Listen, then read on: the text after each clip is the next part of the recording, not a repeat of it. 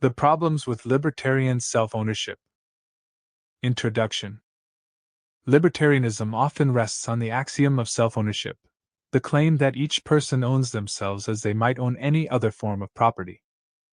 But on closer examination, what libertarians call self-ownership is really just the right to make decisions with oneself, and even that right is heavily qualified.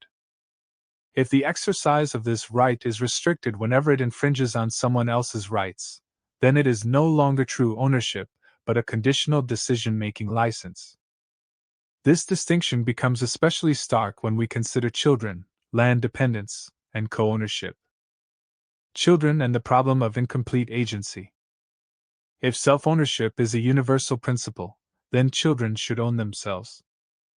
But libertarianism typically denies this, claiming children lack the capacity to exercise the right to make decisions with themselves. Parents or guardians temporarily hold this authority. This undermines the universality of self-ownership, if decision-making rights can be suspended until maturity. Then they are neither absolute nor inalienable. Children reveal that libertarian self-ownership is not a foundational fact but a contingent status. Infringement and the limits of self-ownership. Libertarians qualify self-ownership with the condition, you may do as you wish with yourself unless you are infringing on someone else's rights. This clause reveals the key distinction between ownership and the right to make decisions with oneself. Ownership implies exclusive authority, but the infringement condition makes decision-making rights inherently limited. What libertarians call self-ownership is really a restricted right to make decisions with oneself, bounded by the property claims and rights of others. True ownership would not admit these external qualifications. The dependency on land ownership. Even if one grants the libertarian definition, the right to make decisions with oneself is not primary, it depends on land ownership.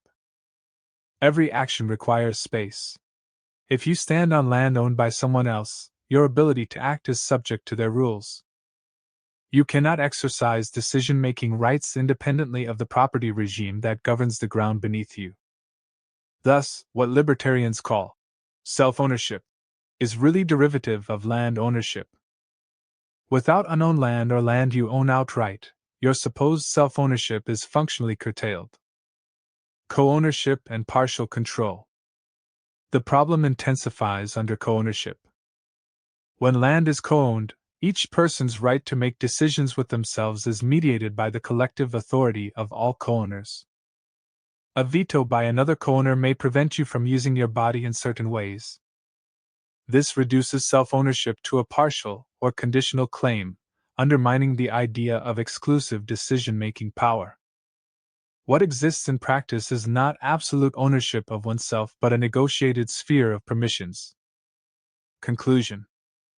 The libertarian doctrine of self-ownership collapses under scrutiny. Children show that the right to make decisions with oneself is not universal. The infringement clause demonstrates that ownership is not ownership at all, but a constrained license. Land ownership reveals that this right is derivative, not fundamental.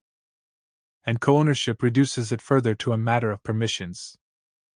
At best, libertarian self-ownership is a misleading metaphor.